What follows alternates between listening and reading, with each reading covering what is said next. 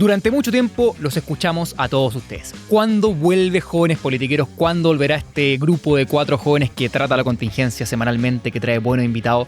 Y es cierto, tuvimos una gran temporada, 4 meses en que hicimos cosas que realmente no pensábamos que iba a hacer, pero con gusto les puedo decir que acá estamos, el clan politiquero de vuelta. Acá está de vuelta Jóvenes Politiqueros. Parto por presentar acá al clan, la mujer del grupo, que acá está con una profesión cultural de color rojo, ya no se aguanto más, los comunistas no saben si es que es rojo comunista o rojo republicano, veremos acá, ya hablará Sara, ¿cómo está ahí?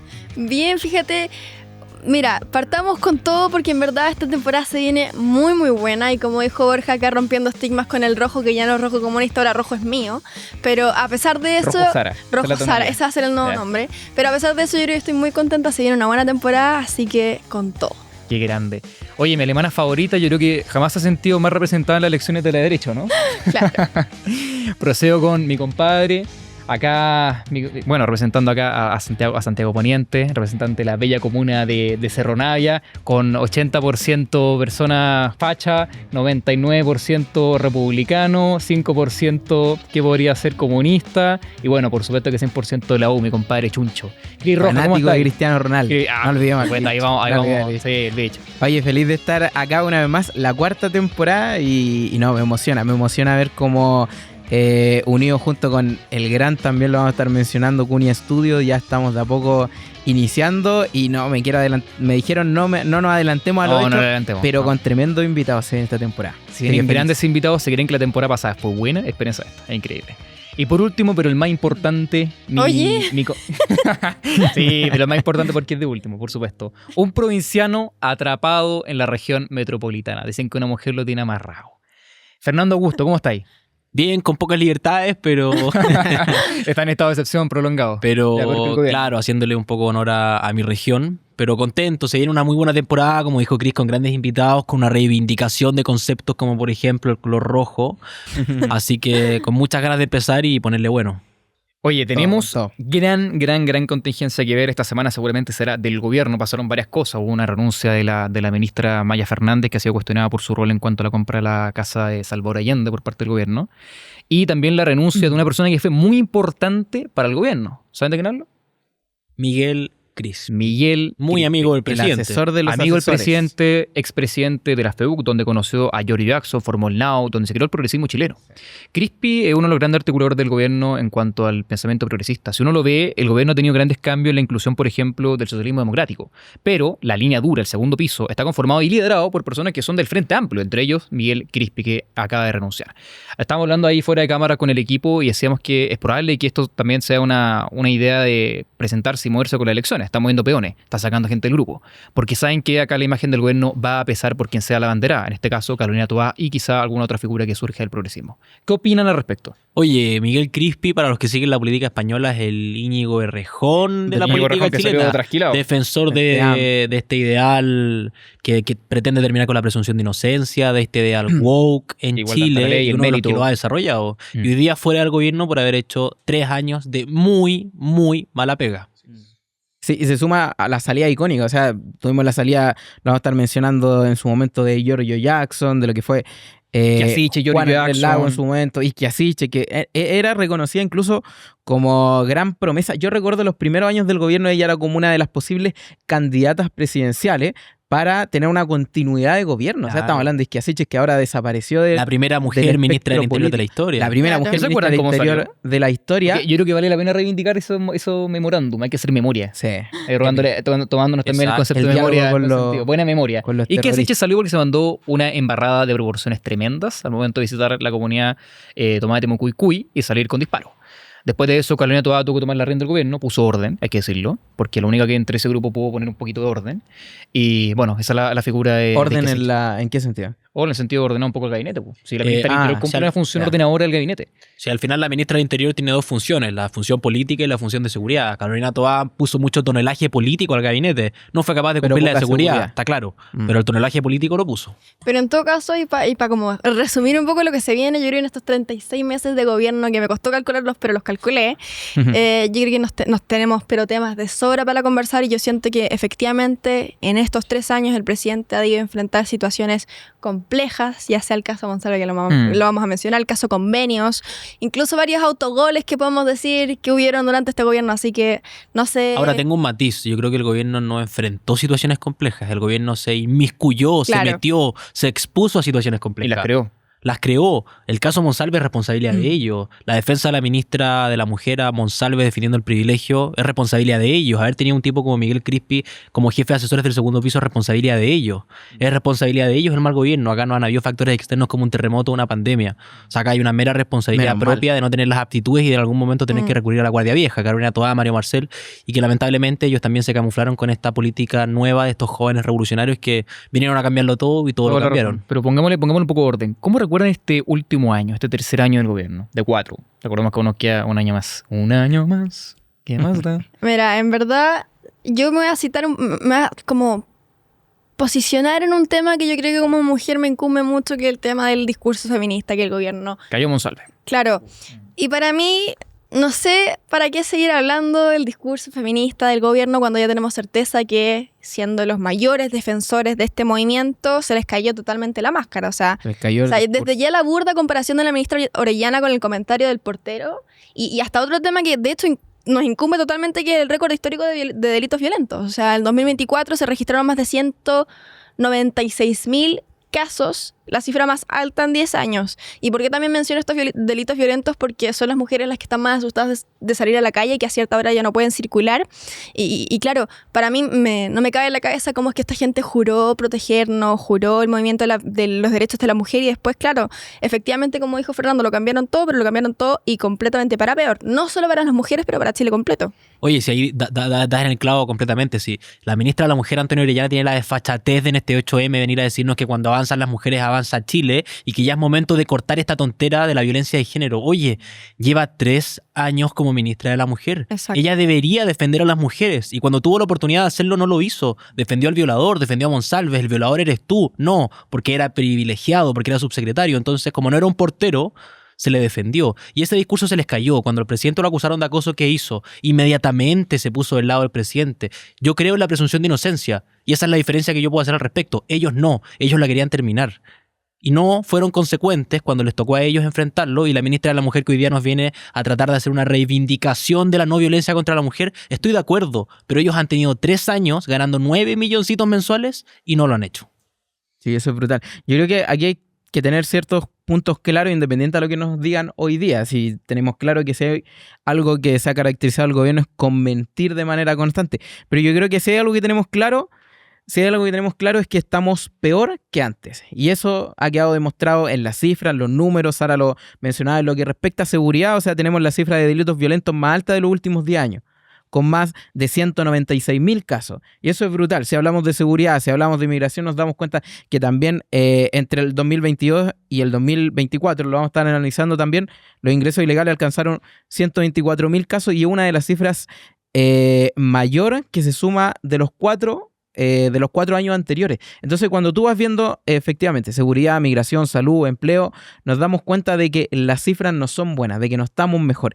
Y ante eso, yo creo que efectivamente cuando se trata de buscar esta especie de legado, que es lo que están tratando de buscar de manera constante, porque ya va a terminar el gobierno, tratan de buscar un legado y hasta nosotros mismos podemos tratar de buscar, no encontramos un buen legado. Por eso yo soy de aquellos que cree, efectivamente, que estamos en presencia del término de quien se terminó por convertir por lejos en uno de los peores gobiernos del regreso a la democracia. Y aquí es súper simple. O sea, puede ser que quienes están en las casas y a lo mejor defiendan al gobierno, pueden ser que ustedes se denominen o sean parte de los que se denominan los Boris Lovers, pueden ser que sean parte del Frente Amplio, adherentes del oficialismo. De ese 25-30%. De ese 25-30% que apoyen al gobierno, al Frente Amplio, etcétera. Pero si hay algo que no podemos negar es la realidad. Y la realidad es que definitivamente estamos peor que antes. Oye, veamos un videíto relacionado con todo lo que ha sido la crisis Monsalve, que seguramente yo creo... ¿Están de acuerdo conmigo? ¿Fue la crisis del año? Arqueología youtubera. Sí, arqueología claro. del año. Oye, memoria, po. Esto es verdadera memoria. Voy a poner un video. Voy a ponerlo acá al tiro. Esta es la declaración que hizo el presidente Boric de cerca de 12 minutos. Voy a ponerla acá para que reaccionemos. Es 48 horas rápido cuando estamos hablando de una denuncia de abuso sexual. Pero una denuncia no implica culpabilidad. Es 48 horas rápido cuando estamos hablando. Es para considerar. ¿Qué opinan de eso? A mí me parece muy claro lo siguiente, mira.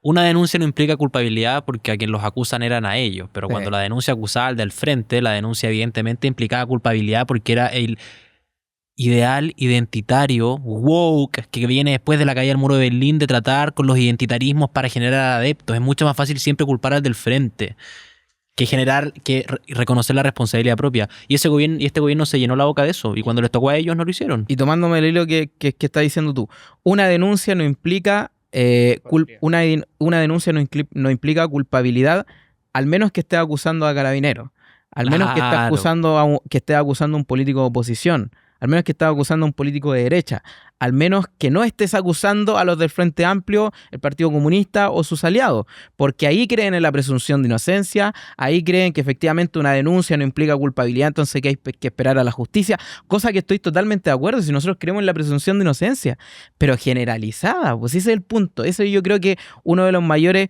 pecados que tiene el gobierno, que tiene el oficialismo en particular, y tiene que ver con la doble moral, de que en algunos casos efectivamente creamos en la presunción de inocencia y en otros no. Yo creo que esto es una muestra de aquello. Ahora, lo positivo es que tenemos todo lo que ellos creen en un texto moradito, muy, muy malo y muy, muy largo para hacer una constitución, donde ellos en el fondo no creen en la igualdad de la ley. Creen en la igualdad en función de tu etnia, de tu raza, de tu origen, y no en función de la dignidad intrínseca de cada persona, siendo todos iguales. Yo creo que queda súper claro, y en particular lo que dijo Chris, la presunción de inocencia para ellos es un juego, es un chiste, porque el violador eres tú solo cuando me conviene. O sea, y para hacer un poco de memoria sobre lo que ha pasado en estos 3 años, ¿se acuerdan de la ex ministra de Cultura? ¿Se acuerdan lo que dijo la ex ministra de Cultura? Prefiero no repetirlo. Puta, maraca, pero nunca paca.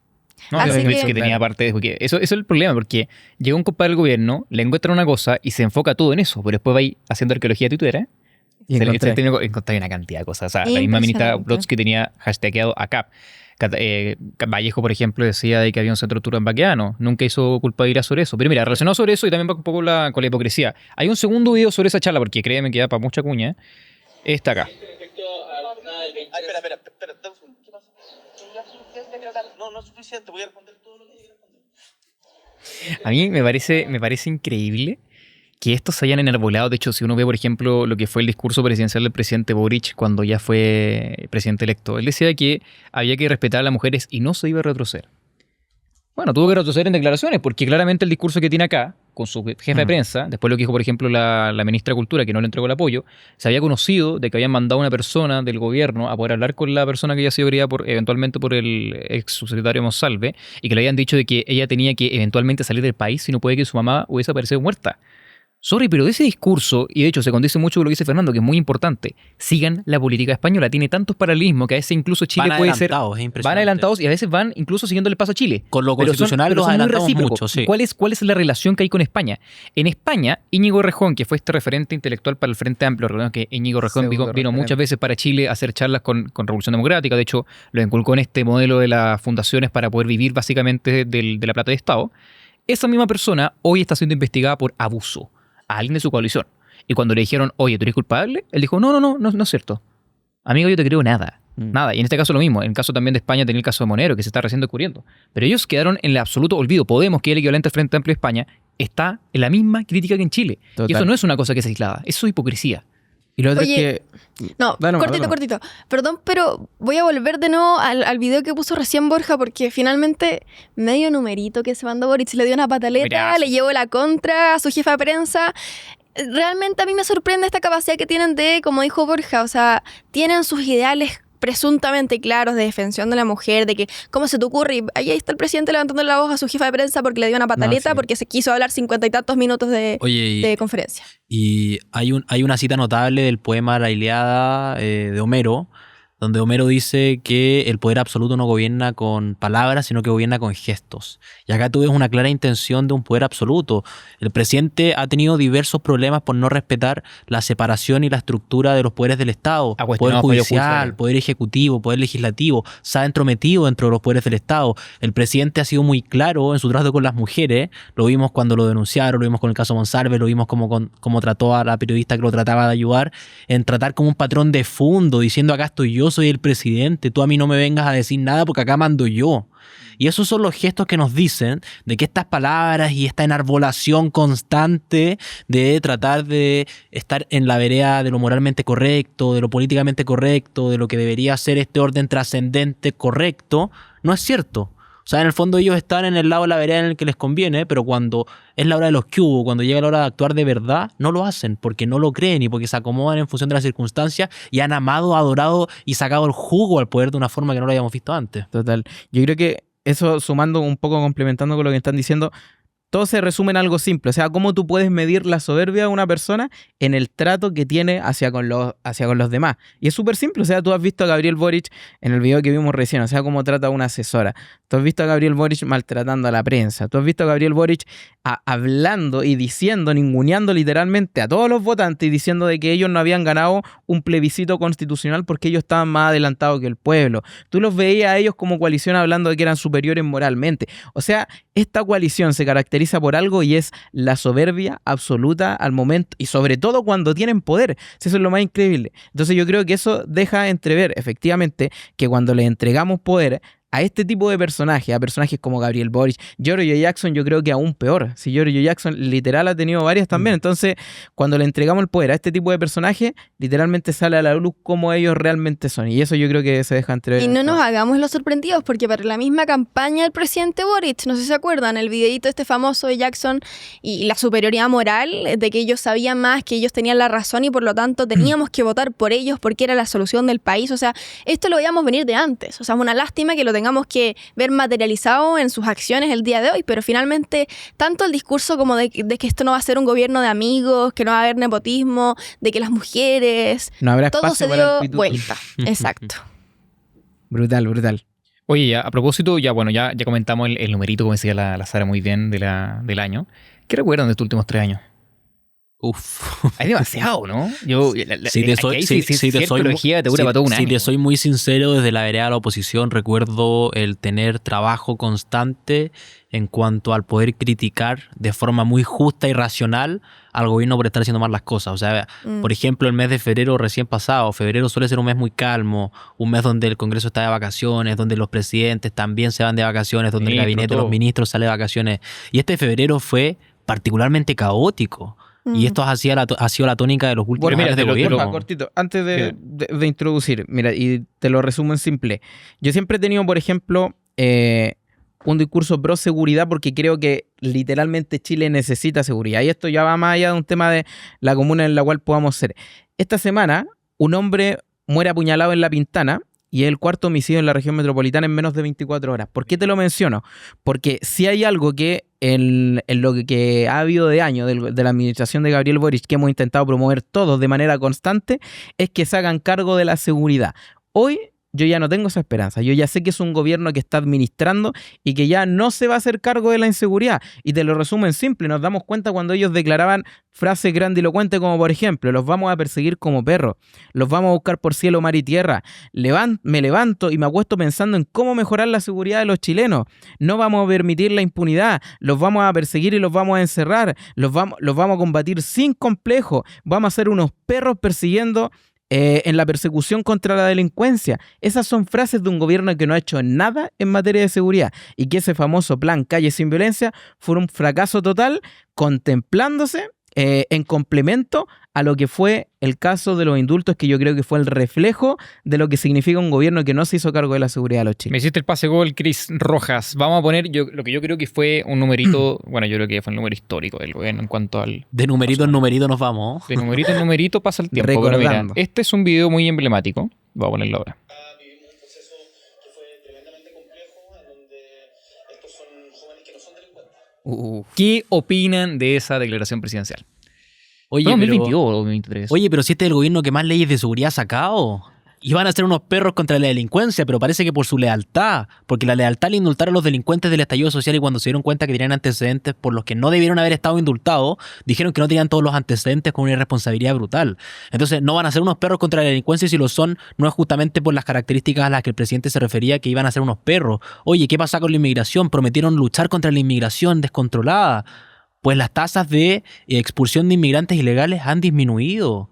¿Qué pasa? Que el gobierno no actúa en función a lo que dice. ¿Qué pasa? Que no hay consecuencia, no hay coherencia, no hay una coherencia entre la realidad y el discurso. Y eso, nuevamente, es la tónica de estos 3 años de muy mal gobierno y que creo que son una lección para todos los chilenos. Oye, ¿sabes qué? A mí principalmente ese comentario de Gabriel Boric no me llama nada la atención. ¿Y por qué lo digo? ¿Ustedes se acuerdan del famoso discurso de Salvador Allende sobre los jóvenes idealistas? Bueno, yo por lo menos a mí se me asemeja mucho estas dos realidades de los dos personajes que yo creo que han sido los dos peores presidentes de la historia de nuestro país, con ambos indultando a delincuentes, que finalmente hemos visto casos de delincuentes de los que indultó, que han recaído y han hecho, de nuevo, han cometido delitos. Entonces, claro, yo no sé si intenta asemejarse a su ídolo máximo de la historia política de nuestro país o qué onda, pero realmente siento que yo no me lo esperaba, a mí ya no me sorprende y lo único que nos queda esperar es que en el resto de año que nos queda con este gobierno, por lo menos no empeoremos más todavía. Y el discurso de Allende era que eran jóvenes idealistas que se habían equivocado en el camino para expresarse. En conjunto con... Eso pongamos el contexto también, porque fue el indulto del MIR, que además decía, después de haber indultado a personas que eran del MIR, una de las personas fue la que había matado al ministro Pérez Zújovich de la DC, y eso fue un quiebre importantísimo con la DC, que finalmente fue un factor importante para su caída. Hay un punto y tiene que ver con esto de esta nueva generación de jóvenes, y si lo resumo en simple, si a mí me preguntan qué es lo que es para mí, sinceramente y súper directamente, yo diría que para mí el Frente Amplio es un cáncer para Chile. Y lo resumo en lo que significa el Frente Amplio como tal.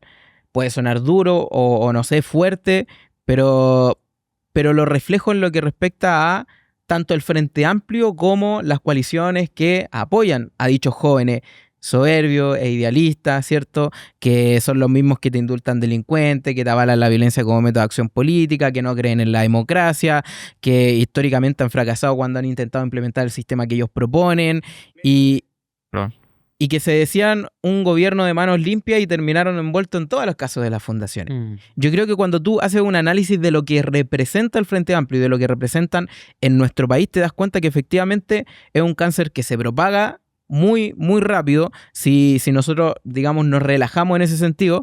Por eso es tan importante estar de manera constante defendiendo la idea y en conjunto con eso, ahí es donde yo me doy cuenta que mi adversario político está ahí. Mi adversario político está en el Frente Amplio, está en el Partido Comunista, están en los que no creen en la democracia. Si a mí me dicen, no, pero ahora estamos en el sector de la derecha y tú tienes tu candidato presidencial y hay otra, me da exactamente lo mismo. Yo tengo claro que mi adversario político por lo menos está a la izquierda de donde yo estoy.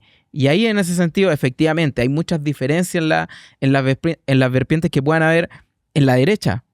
Pero mi adversario político, por lo menos yo lo tengo claro y está en la izquierda. Y además que va por una cuestión valórica y de principios que creo que dista mucho de lo que es justo. O sea, en el fondo ellos, al no considerar la dignidad de la persona como una cuestión inherente a todos, igual faltan a un principio que yo creo que es esencial y que en el fondo tú puedes tener una derecha quizás disidente entre los distintos grupos que hayan, pero que al menos hay una base clara y hay un cimiento de valorar la dignidad de la persona por sobre todo, antes de la conveniencia, antes del provecho y antes en el fondo de los réditos personales, que es lo que hacen ellos y lo que han demostrado en este tiempo. Total. ¿Sabes qué? Y a pesar de todo esto, y a pesar de ir de decepción, tras numerito, tras pataleta, yo les aseguro que de aquí a lo que nos queda de años, las ideas boquistas y estos personajes desesperantes, porque a mí por lo menos me generan desesperación, y bueno, voy a volver a mi palabra de la primera temporada, me dan vergüenza. Y es tan simple como una frase muy antigua, yo no sé quién la dijo, pero la he repetido toda mi vida: hierba mala nunca muere. Esta gente no va a desaparecer y estas ideas tampoco. Van a tener otro nombre, van a tener otras caras, pero van a seguir acá. Y la idea es saber luchar contra ellas y defender un poco lo que nos queda y lo que tenemos que seguir manteniendo como país. Sí, total. Yo creo que ahí hay un punto, y en lo que respecta también al trabajo que hacemos nosotros, y no solamente nosotros hablando tras un micrófono, el trabajo que hacen los que están en la casa, no sé, viendo el podcast, comentando en redes sociales, tiene que ver también con un trabajo de la oposición. Yo siempre he sido creyente que ante un mal gobierno no podemos tolerar una mala oposición, ante un mal gobierno no podemos tolerar una mala oposición, y tanto una oposición ciudadana con las malas ideas que ellos representan, así como también una oposición política. Y ahí yo creo que el concepto de ceder mucho ante una coalición como lo que es el Frente Amplio, el Partido Comunista, etcétera, yo creo que es grave. Y ahí se me viene a la mente muchas cosas. O sea, se me viene a la mente el agrandar el Estado con más ministerios, se me viene a la mente efectivamente el tema de ceder en lo que respecta al presupuesto del Ministerio de Cultura, se me viene a la mente el tema de la reforma de pensiones y un montón de temas en los cuales lamentablemente hemos cedido y yo creo que no debe haber sido así. Sí, y cuando nos vamos a cómo actúa la oposición, inmediatamente yo creo que el primer reflejo que tenemos es el Congreso. Y hay una parte positiva y una parte negativa, la ética de la convicción y la ética de la responsabilidad. Este gobierno, en su ética de la convicción, cuando era parlamentario, no le aprobaron ninguna ley de seguridad al gobierno del presidente Piñera, le rechazaron todas por motivos meramente ideológicos. Nuestra oposición, nosotros como oposición en el Parlamento, a pesar de tener diferencias frente a temas que pueden ser cruciales, ha aplicado una ética de la responsabilidad. Total. Una ética de la responsabilidad en que han aprobado las leyes de seguridad, en que se han propuesto leyes duras, leyes que protegen a carabineros, las reglas de uso de la fuerza también. Y este gobierno fue el que en el fondo fue deformando esa idea y fue tratando de destruir lo que se presentó en un inicio en contra incluso del espíritu inicial de algunas de estas leyes de seguridad. Y hoy día se jactan de que han sido el gobierno que más leyes en materia de seguridad ha aprobado, cuando esas leyes han sido aprobadas gracias a la oposición que cuando eran ellos, en el fondo las rechazaron todas, y ha sido netamente porque ha primado la ética de la responsabilidad y no esta convicción absurda que no ve por el bien de los chilenos, que era la que tenían ellos. Y ojo con esto, porque ya hemos mencionado lo de los numeritos y, bueno, en este caso, como mencionó Fernando, un poco esta idea de copia, de que las leyes de seguridad de las que se jactan en verdad no son idea de ellos. Hay otra cosa que yo creo que también marcó que me llama mucho la atención, que yo la subrayaría con un destacado rosado fosforescente, que es el tema del FES. Porque yo creo que los que subimos un poco lo que pasó y los que leímos lo que se estableció de cómo iba a funcionar el FES, es como la copia del 3+3 de Piñera. Entonces ya no solo que copien un poco lo que pasó con las leyes de seguridad, sino que también le copian la propuesta de Piñera. Y de hecho creo que Magdalena Piñera lo dijo. O sea, si hubiesen aprobado lo de Piñera, no estarían diciendo ahora lo del FES. Ahorrado 12 años. Exactamente. Entonces, honestamente, no sé qué seguimos esperando. Para mí esto es decepción, como dije antes. Y sobre todo, bueno, quizás hasta este momento, que ya tenemos ya como una media hora, deben estar pensando algunos, quizás no el signo político nuestro, ¿cómo critican tanto estos pendejos al gobierno? Yo creo que con esas palabras podría ser. Y de hecho, yo creo que muchos de nosotros hemos recibido comentarios diciendo, oye, pero es que ya hablan demasiado del gobierno, mucha crítica a Boric, mucha crítica al gobierno, ¿por qué no hablan de usted y toda la cosa? Mi consideración es bien clara. Si por alguna razón yo he criticado y critico al gobierno del presidente Boric, es porque sé que ellos van a volver. Piénsalo así. Si Bachelet se olvidó, el gobierno de Bachelet 2 se olvidó en 7 años, ¿qué va a pasar con este gobierno en 7 años más? Totalmente. Un pequeño dato. Piñera se repostuló por segunda vez a la presidencia con 62 años. Michelle Bachelet con 68. El presidente Boric va a poder repostularse cuando tenga 44 años. 20 años menos que la segunda repostulación del presidente Piñera y la presidenta Bachelet. Si algo nos corresponde a nosotros es hacer valer esa falta de responsabilidad que tuvo el gobierno, como decía Fernando, esa falta de ética que tuvo este gobierno, y no olvidarla, porque yo sé perfecto cuál es el libreto. Yo ya los veo enfrente de las cámaras diciendo, aprendimos la lección, ahora tenemos la experiencia, este será un nuevo gobierno transformador. Y a considerar otra cosa. Si el gobierno de Bachelet 2 fue más radical que el primero, Boric tiene todas las razones para poder hacerlo aún más radical que el de Bachelet. Por eso es importante no olvidar, porque así como olvidamos 7 años, es importante que no lo hagamos de nuevo. Oye, Boric va a llegar como un socialdemócrata. Con los lentes. No lo sé, yo no lo sé. Quizá vestido, pero calmado. No, yo creo que haya más radical. Un señor. No, yo no lo creo. Quizá vestido sea más como canoso, más pelado. Yo creo que va a llegar. Va a ser papá. Lo que pasa es que ahí tenemos dos posturas porque no entendemos quién es Boric. Boric es dependiendo de la contingencia. Boric es dependiendo del contexto. Boric es dependiendo de lo que le conviene hablar. Porque existen muchos Boric. O sea, se los aseguro. Pero les doy 100% firmado que si hubiésemos estado en época de lo que fue octubre del 2019 y estuviésemos en esa época ahora, te aseguro que Boric sería muy distinto. O sea, los discursos de él serían muy distintos. Pues tendría el péndulo en su sector. Entonces yo creo que efectivamente Boric, de que vuelve. ¿Cómo vuelve? Yo creo que va a depender del péndulo en qué lugar está. Ahora, puede llegar como un socialdemócrata y en el actuar ser un Michelle Bachelet 2. Destruir todo con esta apariencia engañosa Bachelet, de un socialdemócrata causado para Bachelet vino como una oveja blanca, pero bien negra por dentro. Y fue la peor. No, fue la peor, fue un lobo. Pero es esa como imagen que tiene de mamá, creo. De hecho, en consecuencia, el segundo gobierno de Michelle Bachelet, lo digo, fue peor que el de Boric. Y ojo, acá yo voy a sacar un poco... que tenemos pero porque Bachelet tenía mayoría parlamentaria. Claro. Imagínate hubiese tenido mayoría parlamentaria. Déjame sacarles un poco en cara a la izquierda una de sus frases favoritas: no hay perdón ni olvido. Ojalá lo sepan aplicar ante ustedes también, porque de la forma en que ustedes se olvidaron y toda la ciudadanía después de 7 años del gobierno de Bachelet, espero que no se olviden 7 años más, 10 años más, 20 años más de lo que hizo el gobierno de Boric en esta ocasión. Y si alguna vez llega a repetirse, presidente, ojalá tampoco nos olvidemos de lo que hizo esta vez, porque yo estoy segura de que va a ser 1000 veces peor. Así es. Sí, oye, pongamos otro chascarro del gobierno para seguir con la pauta. Dale. Miremos acá. Para un acuerdo sobre reformas a la nueva constitución, si gana la aprueba, el mandatario entró de lleno en la negociación. Y hay una amplia voluntad de mejorar los aspectos respecto de los cuales haya dudas en la implementación, como otros del proyecto constitucional. Yo no me cabe ninguna duda. Eso es importante por una razón bien simple. El gobierno hizo algo que normalmente Sebastián Piñera no hizo, que fue tomar postura gubernamental con respecto al proyecto constitucional. El gobierno entró suponiendo, teniendo como base fundamental, de que el proyecto constitucional iba a ser aprobado. Y así iban a construir su programa transformador. Recordemos que algunos de los programas que, por ejemplo, tenían era eliminar el Senado, hacer un congreso bicameral. Había atentado grave a la democracia, la separación de poderes, creación de tribunales que eran indígenas. No quiero entrar todo ese rescollo que ya tratamos en un episodio que pueden revisar en Jóvenes Politiqueros, muy bien detallado. Pero era la base. Y el gobierno, una vez que se casó con este proyecto, perdió todo el apoyo. De hecho, yo creo que es uno de los factores fundamentales de su caída. Fue el primer gran punch que recibió el gobierno en su gestión. ¿Qué opinan?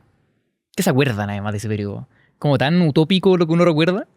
Es utópico porque estuvimos enfrentados a dos modelos de sociedad totalmente opuestos. Claro. Y era un cambio. Y si te lo digo desde mi vereda, como hice campaña con 17 años, realmente era una campaña con mucha pasión, sentimiento. Hicimos campaña con una pasión y sentimiento de sentir que era lo último, que en el fondo que era la última estación a la que tenían que llegar para hacer todo lo que querían, y era con un ánimo de hacer campaña de realmente querer salvarnos. A diferencia de una presidencial, donde son 4 años, esto fue un modelo que presentaron para cambiar Chile como lo conocemos y cómo ha sido Chile en su historia. Yo creo que eso marca un antes y un después en el gobierno, porque si estamos haciendo el análisis de lo que han sido estos últimos años, de lo que va quedando, un antes y un después en el gobierno fue el 4 de septiembre. Fue el triunfo del rechazo. Fue el día en donde la democracia se impuso, en donde ganamos con un amplio resultado la elección del 4 de septiembre.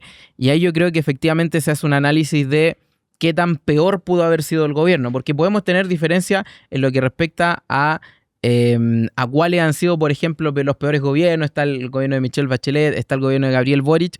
Pero si hay algo que yo creo es en la forma en la cual se han comportado. Si yo me pongo, por ejemplo, hagamos el ejercicio: Salvador Allende, Augusto Pinochet, Patricio Elwin, Eduardo Ferrer Ruiz Tagle, Ricardo Lagos Escobar, Michelle Bachelet, Sebastián Piñera, Michelle Bachelet, Sebastián Piñera.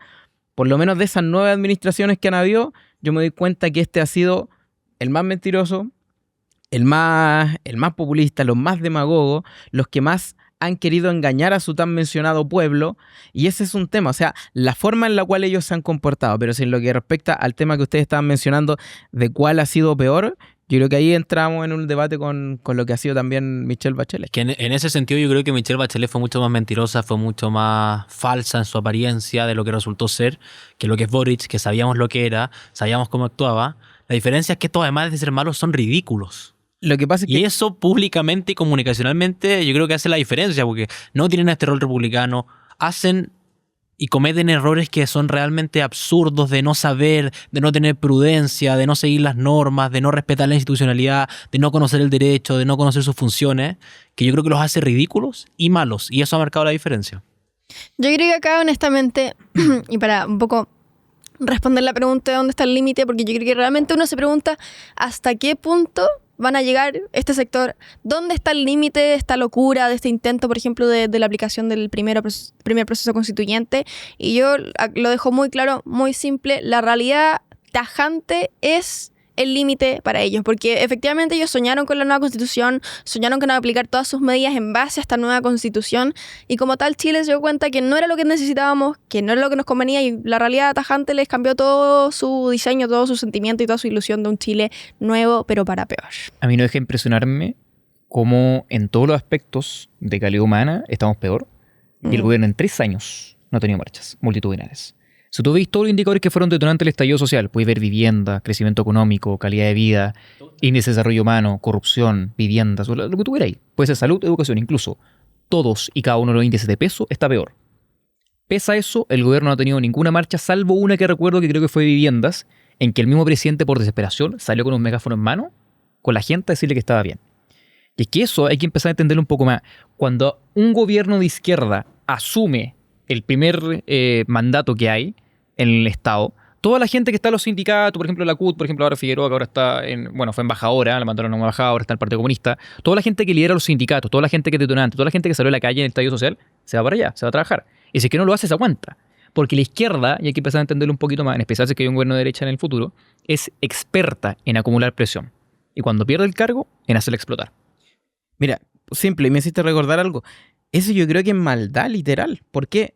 Porque es manipular a la gente. Yo todavía recuerdo, hablando de la época del plebiscito, y a nosotros nos llegó un audio mientras hacíamos campaña que decían, chicos, necesitamos que vayan a la marcha del apruebo, que es la marcha final, o sea, la manifestación final, el cierre, porque aquellos que están en esta, digamos, de las viviendas, ¿cierto? Para poder entregar la vivienda, quienes no vayan van a ser anotados y, bueno, aférranse a las consecuencias. O sea, ¿de qué estamos hablando? ¿De amenazas para ir a una marcha? ¿Para ser parte de una opción en la cual quizás ellos ni siquiera eran parte? Entonces, ese es el punto. Yo creo que ahí tiene que ver con esta maldad de querer manipular a la gente, de hacerlos partícipes de lo que ellos creen, y ahí yo creo que efectivamente tiene que ver con este concepto más profundo de lo que significan ellos como de la política, de la forma de hacer política. Y sabe, a mí Borja me hizo acordarme algo respecto a lo que mencionó sobre el estallido social.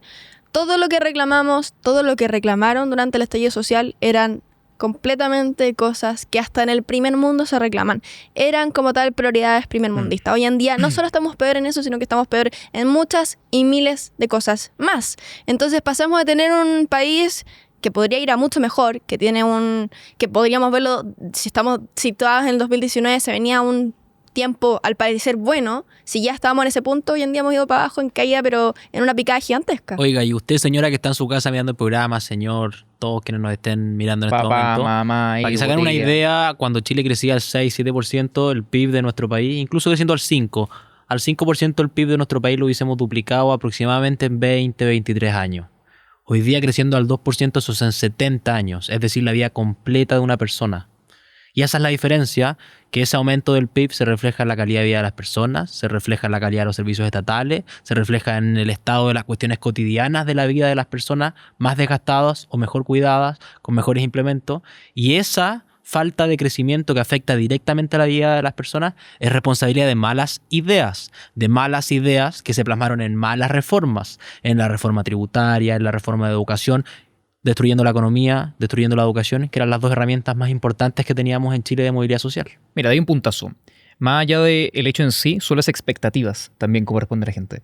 La razón en buena parte por qué se provocó un estallido de violencia tan grande en el estallido fue en buena parte porque la expectativa que tenían la juventud era la de ser mejor que los padres. Pero cuando se dieron cuenta que salían de la universidad y no conseguían pega, cuando se dan cuenta que estaban en la pega y pagando demasiado impuestos, o no podían llevar a cabo una familia, o no podían comprar casa, o tenían mal servicio de salud, ahí la gente empezó a darse cuenta, chuta, lo que me prometieron no está. Pero este gobierno, incluso teniendo peores expectativas, porque claramente lo que prometieron era el mundo entero, y no lo cumplieron, no tienen marchas. Y mira, solo hacer un ejercicio porque vale la pena que lo hagamos con datos, yo estoy seguro que cada uno maneja ahí una cifra.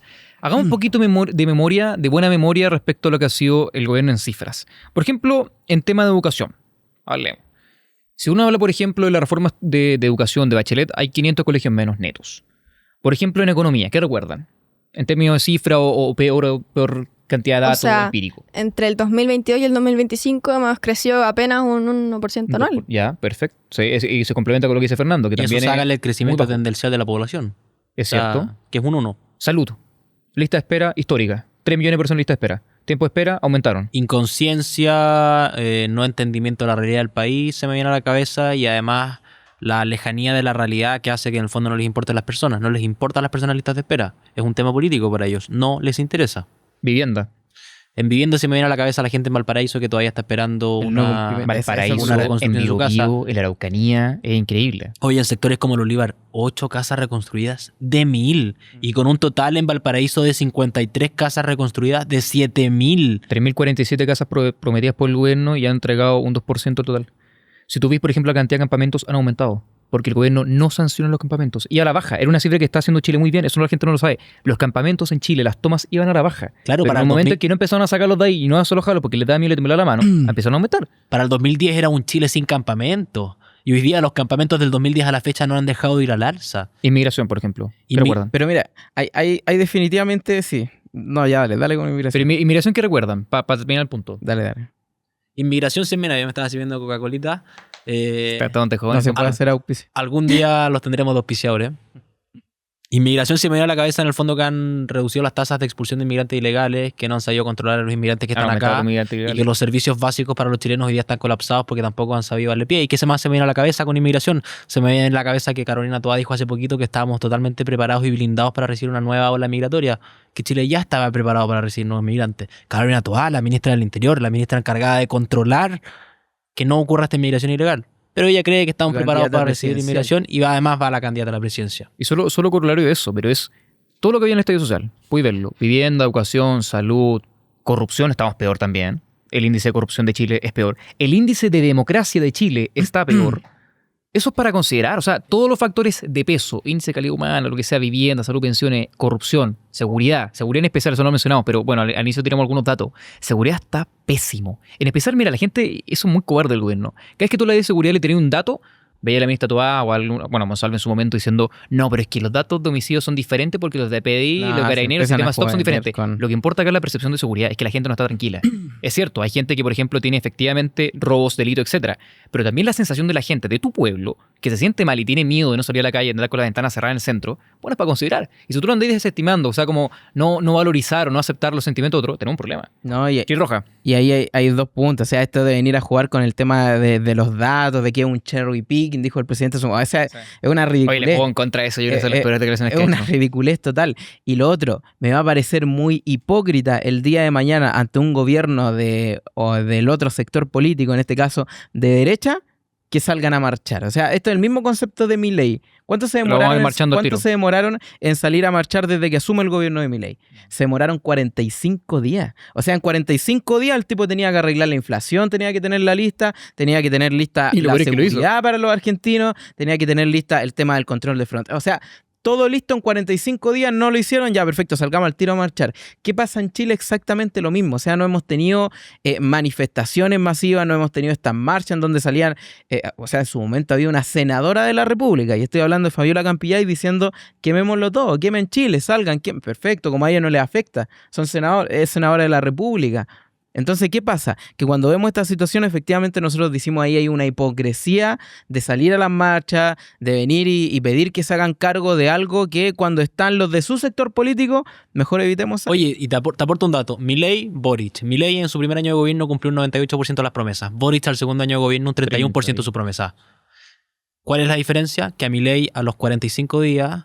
a las horas de estar en el gobierno, salieron a marchas multitudinarias que lo querían derribar como presidente a los días de haber asumido por no haber cambiado la situación de 30 años de malas ideas de ultraizquierda en Argentina. ¿Qué pasó con Boric? No hay marchas, hay paz en las calles y es porque finalmente la izquierda es la que controla a través de, insisto, en estas cuestiones identitarias, que la gente salga a las calles, que la gente se mueva, que la gente se manifieste, con un problema de forma y con un problema de fondo, que es donde está el problema. Y lo peor es que cuando la ciudadanía le levanta un tema, seguridad, educación, vivienda, etcétera, lo que sea, el presidente se muestra indignado. Se indigna porque, por ejemplo, hubo un corte de luz y no pudo arreglarlo porque también hay una responsabilidad pública. Se indigna porque hay incendios. Se indigna porque hay terrorismo. Se indigna porque está mala salud. Se indigna porque está mala educación. Estamos hablando de Gabriel Boric, el presidente de la República, la persona más poderosa que hay en el país. Una persona que administra 90 billones, que tiene 21 atribuciones exclusivas del presidente, que tiene la posibilidad de poder declarar 4 estados de excepción, 2 sin permiso del Congreso, que tiene disponibilidad total de las Fuerzas Armadas y las policías, y se indigna. O sea, sorry, pero es que para una generación que habla tanto de tener el poder, de ejercerlo, de conseguirlo, o sea, siguiendo ahí el ojito de Foucault, pucha, qué incoherente que no lo ejerzan. ¿Sabes qué me da risa a mí? Sorry, Chris, pero esa imagen del presidente en el helicóptero cuando se cortó la luz, yo no sé qué se supone que él quería ver cuando la luz estaba cortada. Empaticé, porque igual estábamos de día más encima, no sé si podéis ver la luz apagada. Era como ver el ¿no? tránsito, es como yo, ya, pero está bien, pero tenés cosas más importantes que hacer, compadre. Claro. No, yo ahí discrepo. ¿Qué cosa? Con lo que dice Borja. No tiene ningún sentido lo del presidente viendo a... No, pero el sentido que él buscaba... No, si no creo que defenderlo. Oye, hay drones. Sí, hay drones y hay policías a las que delegar, pero lo que buscaba él, no estoy defendiendo, lo estoy diciendo como el sentido que tenía, que yo pensé que era más estúpido lo que realmente fue. Él quería revisar más o menos el tránsito, ver si es que había un tema de delincuencia y ya, está bien. Pero te lo doy vuelta. La responsabilidad real. Pero te lo doy vuelta. Recorrió parte de una región de 14 que tenía la luz cortada. Vio el tránsito de una de 14 regiones. Es una tontería. En vez de haber estado hablando con los CEREMI, con los gobernadores regionales, es un gobierno centralista y que no hace bien la pena. No, ahora, y perdón. ¿Saben que me da más risa todavía? Incluso me da pena. Antes éramos los número 1 de América y ahora literalmente se preguntan qué nos pasó.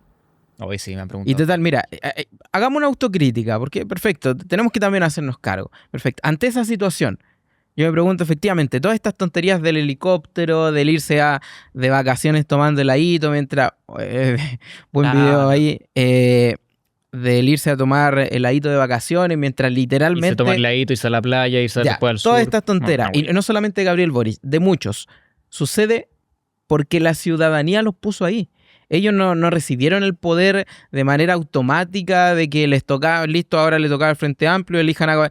La ciudadanía los puso ahí, votaron por ellos. O sea, si tenemos, hay una cuota de responsabilidad con Gabriel Boric, hay una cuota de responsabilidad con Katy Barriga también, hay una cuota de responsabilidad con Daniel Jadwe, hay una cuota de responsabilidad con todos y cada uno de los políticos que no se hacen cargo, que hacen tonterías, que caen en corrupción, de derecha que efectivamente sean de derecha. A mí me da exactamente lo mismo en esa discusión de que sean de izquierda a derecha, y si hay gente que quiere entrar en aquello, perfecto, los dejo hablando solo, pero entrando al punto, o sea, da lo mismo si son de izquierda o derecha. Aquí tiene que haber una cuota de responsabilidad de decir efectivamente hay que hacerse cargo. No sirve ese discurso de que da lo mismo que en gobierna, y no sirve eso de desconectarse de la política, porque cuando nos desconectamos, quienes llegan al poder son ellos. Oye, pero si además son expertos comunicacionales, Chris, qué humilde el presidente llegando en bicicleta a La Moneda. Lo que no te dice es que se ha gastado 40 millones de pesos de platas públicas en sus viajes caprichosos a botar a Magallanes para sacarse la foto al lado del árbol, contaminando el medio ambiente que dijo cuidar, gastando los recursos públicos de los cuales después pide más a través de más impuestos, y sin ninguna coherencia entre el discurso y el actuar. ¿Sabes qué me da risa con el punto que menciona Fernando? Son unos genios para las comunicaciones y en particular con una personaje, con la ministra vocera de gobierno, Camila Vallejo. Nunca la mostraban para las cosas que no les convenían. Se nota la ausencia, ¿eh? Nunca la mostraron cuando pasó lo de Monsalve, nada. Después salió a decir un par de palabras, pero era su carta, su as bajo la manga. O sea, la mostraban solo para las cuestiones bonitas, para las 40 horas, pero finalmente, o sea, ellos se quieren hacer ver como los genios, los mejores. ¿Sí? Cortito. Imagínate que con eso ya no tienen a Camila Vallejo, que está afuera. Ya no tienen a Giorgio Jackson, que era parte del círculo. Sería bueno para la excusa. Está en España. Ahora creo que quiere volver porque quiere... Está acá. Tienen, pero con pequeños, digamos que unos detalles, digámoslo así, a Carol Cariola, que era parte del círculo. Gonzalo Vinter es un chiste, pero está ahí, ¿cierto?, en la Cámara de Diputados. Entonces, ese grupo que se formó como para venir a hacer un cambio y que eran la generación joven, hoy está. Yo creo que, mira, es raro lo que voy a decir, pero hasta sirvió que hayan salido gobierno para que realmente la gente, para que nos demos cuenta efectivamente lo que son. Porque nosotros teníamos muchas desconfianzas del gobierno de Boric. Yo no voté por Boric y jamás hubiese votado por Boric, pero ahora tengo por lo menos mayor claridad de lo que representan ellos como coalición. Oye, pero sí, mira, los que venían a cambiarlo todo. Giorgio Jackson, acusado de corrupción, se fue escapado a España. Maya Fernández, la nieta del presidente Salvador Allende, hoy día acusada por una compra ilícita que infringía toda la norma del derecho constitucional en la compra de la casa. Isabel Allende, que es de la vieja guardia, también debería estar destituida, no lo está porque hoy día el Tribunal Constitucional tiene mayoría oficialista. Lo ves en Gonzalo Vinter. Manuel Monsalve. Gonzalo Vinter, que reivindicaba la violencia en el estallido y hoy día incluso quiere ser candidato presidencial. Lo ves en Manuel Monsalve, que hoy día está preso por un delito de violación. O sea, esta es la matriz ideológica que venía a cambiarlo todo, y lo cambiaron todo, lo hicieron mucho peor. Oye, y incluso este discurso que tenían de la renovación de la política, de las nuevas caras, o sea, honestamente se los voy a decir como cara a cara, ni que 8 cuartos. O sea, en verdad no sé en qué mundo viven. Son las mismas ideas, son el mismo discurso, son la misma como faceta de que lo entienden todo y que son empáticos. Ahí está el presidente en los videos con los niños, abrazando y saludando. Son la misma clase de gente. Es diferente pañal, pero la misma caca. No hay mucho más que decirle. Oye, hablando un poco de moralidad, última joyita de la corona del gobierno, creo yo. Acá un video ¿Con cuál se quedará la gente? ¿Pueden hacer una votación? Sí, vamos a hacer una bien Cris Roja. ¿Con bien qué punto se quedan? El genio de las redes sociales.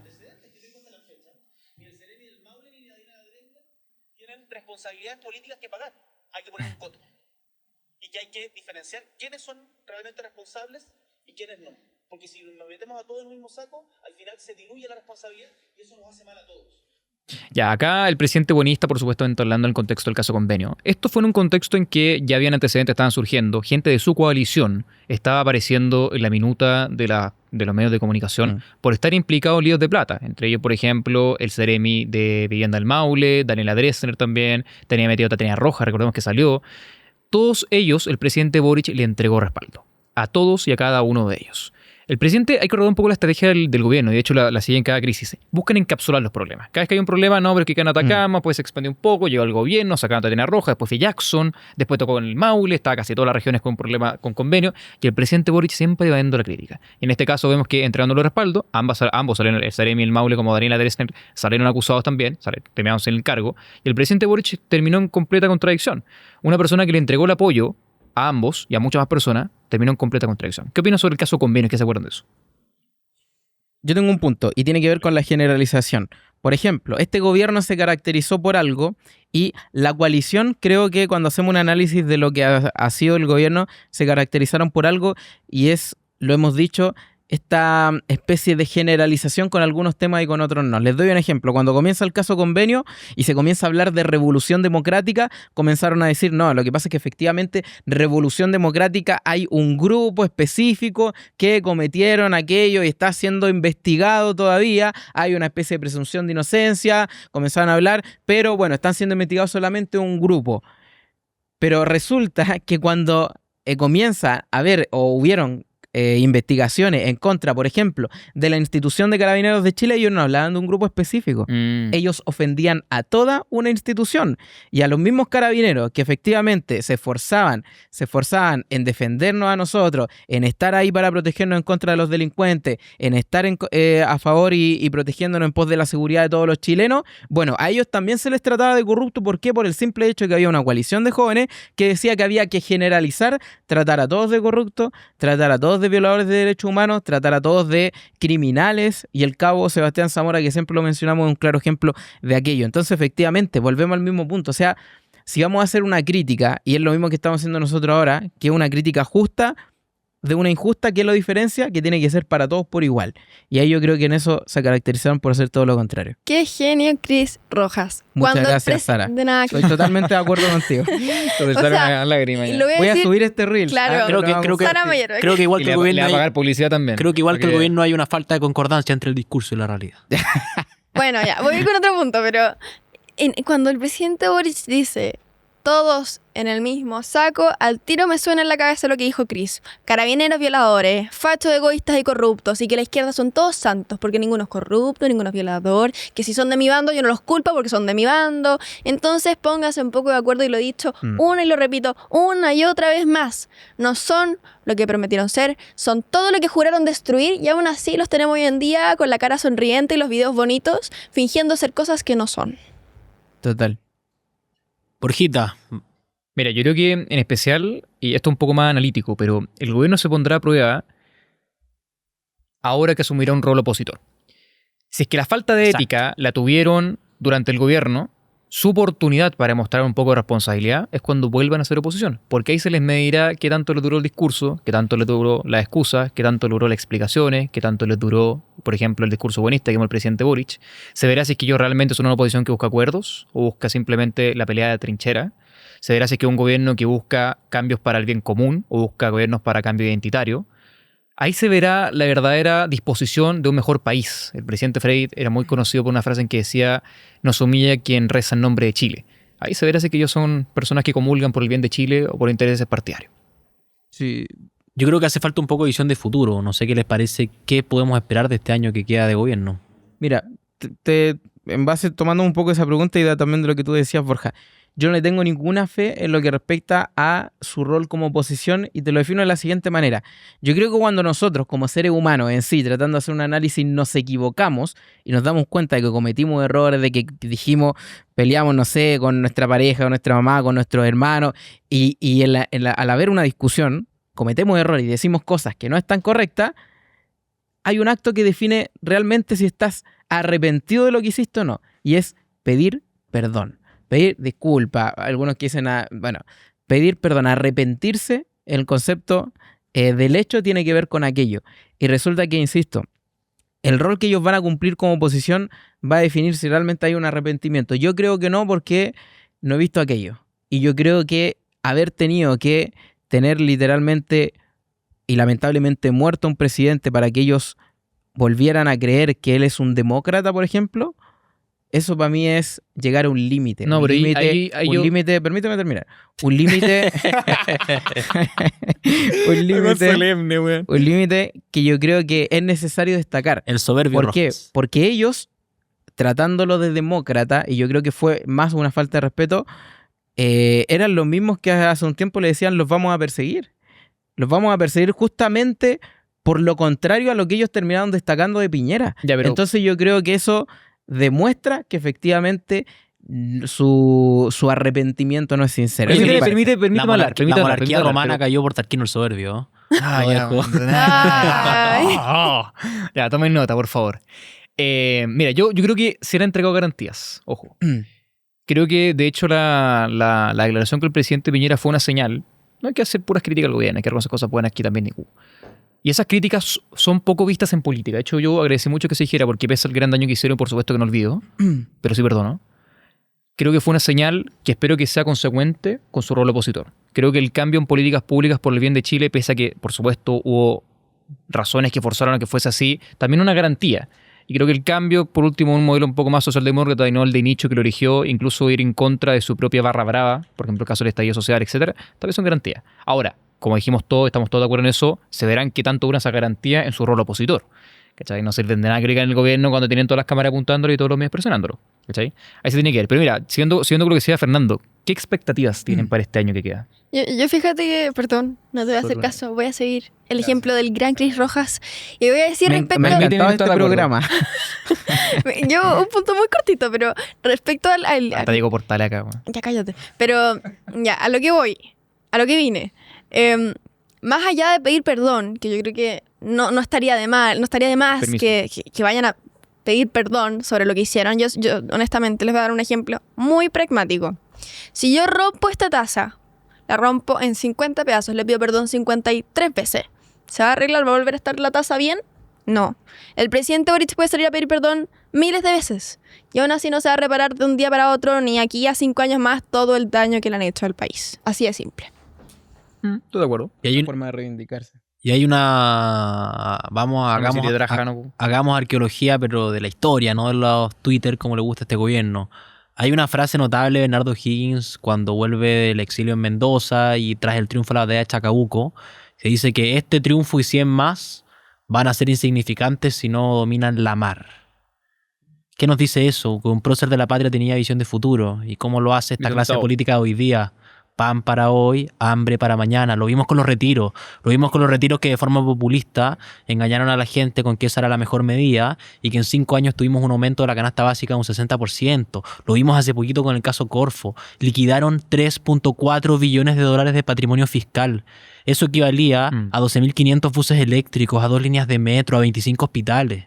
De nuevo, eso lo liquidaron para pagar el malgasto de recursos de hoy. Pan para hoy, hambre para mañana. Y lamentablemente esa es la tónica de una izquierda que ha renegado de los cimientos de este país que se construye en base a esfuerzo, en base a mirada a futuro, en base a la construcción de un ideal. Y eso ellos lo han terminado por la inconsecuencia, por la falta de capacidad, por la inoperancia y por la soberbia que los ha caracterizado. Oye, la monarquía romana cayó por una soberbia, cayó por la soberbia de un rey.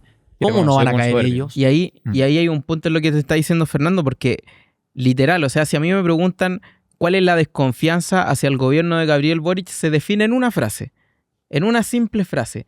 Pan para hoy, hambre para mañana. Ejemplo número 1.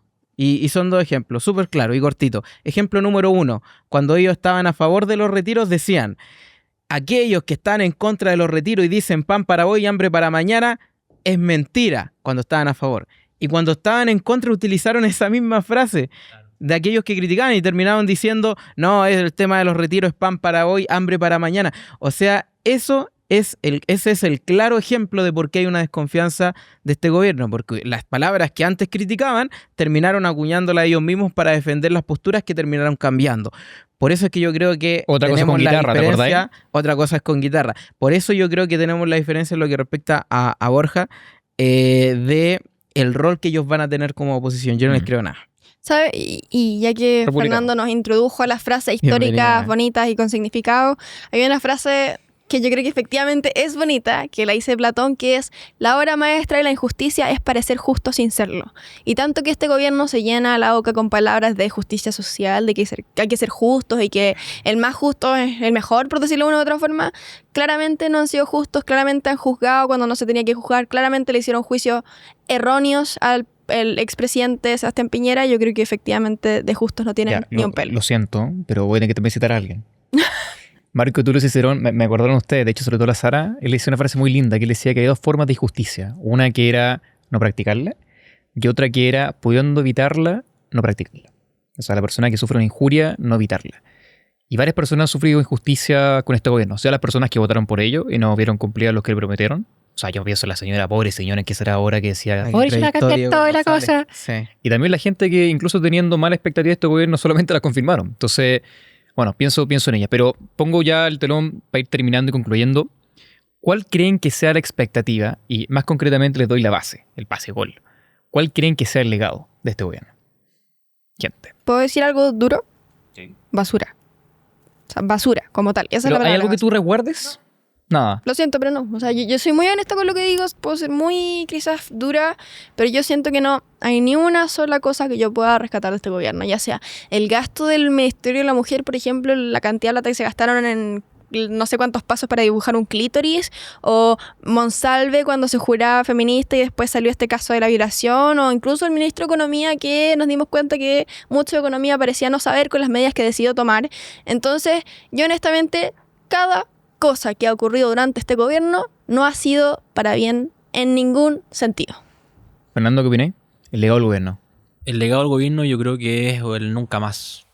El nunca más. El nunca más volver con esta izquierda woke, que lo quería cambiar todo, con esta izquierda progresismo que no sabe de progreso, sabe de retroceso. Y con estas personas, o sea, más allá de tratar de englobarlo en derechas, izquierdas, centros, yo lo englobaría en las malas personas, en los malos políticos. O sea, cuando Renato Garín decía que por personas como Maite Orsini y Marcelo Díaz la gente odiaba la política, es cierto. Y por personas como Mauricio Ojea, caso convenio, diputado de derecha también. Por personas como Gabriel Boric, como Gonzalo Winter, como Claudia Mix, como Hugo Gutiérrez, también la gente odia la política. Y podemos terminar con ejemplos infinitos. Y eso es el gran legado que nos deja este gobierno. Yo creo que es un legado de ¿qué? Un legado de que la formación importa, un legado de que nuestra historia importa, un legado de que la herencia que le podemos dejar a nuestros hijos importa, y un legado de nunca escupir al cielo, porque a este gobierno todo lo que escupieron se les cayó en la cara, y eso fue netamente por no prepararse de la formación, por no pensar en mañana y por siempre pensar en los réditos personales, en los réditos de su colectivo político y no los del país. Luis Rojas, ¿qué opináis? Yo creo que es difícil encontrar un legado que se pueda denominar positivo para ellos, porque lo que para ellos puede ser positivo, para nosotros es negativo. Si hay algo que se puede tomar, y me quedo con las palabras que ustedes decían, tiene que ver con este concepto de aprendizaje, de darnos cuenta, y ahí volvemos al mismo punto que estábamos hablando hace un rato. Cuando se vienen elecciones, hay personas que actúan como testigos de las elecciones y no participan, pero votan. Hay personas que no votan, hay personas que no quieren quedarse en eso y votan, pero también participan en campañas políticas. Y si bien es cierto, no todos están llamados a participar en política, a que te agrade la política, yo creo que si hay un aprendizaje que por lo menos nos dejó este gobierno, es que vuelvo a la misma frase que dije, no da lo mismo que un gobierno. Y ahí yo creo que tiene que haber un aprendizaje no solamente en decir voy a ir a votar, sino que también voy a buscar un candidato que realmente cumpla con ciertas expectativas base para poder desarrollarnos. Yo creo que, insisto, o sea, no solamente en tanto en lo gubernamental, sino que también en lo que respecta a municipalidades, ¿cierto? a cargos que yo creo que son importantes y ahí buscar un legado importante, bueno, no, pero sí más un aprendizaje para los votantes. Yo creo que el mayor legado de este gobierno fue tejerle la alfombra roja a la derecha. Creo que ese fue el mayor logro de peso político que tuvo este gobierno.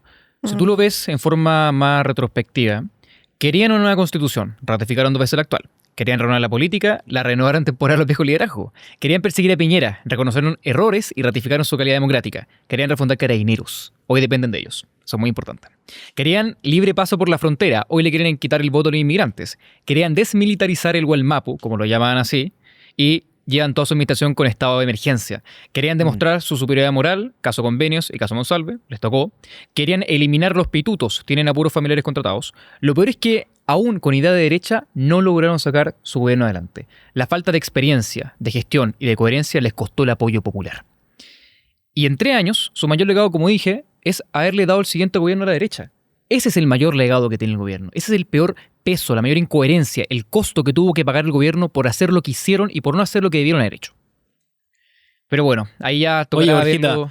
Fernando Cartes, últimas palabras. Y este también es el gobierno que quería dejar con 1.000 pesos de presupuesto a Carabineros y le pasaron un avión. Increíble, ¿eh? Y andan alegando por nosotros. Y le pasaron un avión de Carabineros a subsecretario denunciado por violación Manuel Monsalve para que se pegue un viajecito a Concepción. La hora de vuelo en una avioneta cuesta 500, 600 mil pesos. A Concepción en una avioneta de ese tipo deben ser unas 2-3 horitas. Es decir, se gastaron 1.800 veces el presupuesto que ellos le querían dejar a Carabineros solo para financiar a su subsecretario denunciado por violación. Los que se vanagloriaban de haberle entregado mayor cantidad de autos a Carabineros son los mismos que habían permitido la violencia que lo había destruido el estallido social. Exacto. Total. Oye, y ya no estarán gran viendo. Capítulo. Es un gran capítulo. Feliz. Recuerden compartirlo, recuerden mandarlo ahí al grupo de WhatsApp, a las cadenas, seguirnos en Instagram, seguirnos en TikTok, estar atento a todo lo que pase porque volvimos, estamos con todos. Jóvenes macuqueros está de vuelta. Jóvenes macuqueros, politiqueros, como ustedes quieran decirlo. Oye, se viene los borregos de la izquierda también. Se viene tremendo. Se viene tremenda temporada. Acá en Puro Estudio vamos a estar dándole con todo. Oye, no me aguanto decir que no, si mejor no lo digas. Si no te ganas. Mira, dejamos a la gente, déjenlo en los comentarios quién viene la próxima semana. Tengan una idea. Yo solo voy a decir que tiene una relación presidencial. Y solo puedo decir que uno de los colores de la bandera al que sus orígenes pertenece está en el vestón y en la carcasa del Pero un tremendo tu integridad física valía lo que dices. Muy bien. Es un tremendo personaje político, parte del protagonismo. Pero no sigamos. Político. Pero si hay más gente, nos estamos viendo. Muchas gracias. Nos vemos en la próxima. Saludos a Cuni Studios.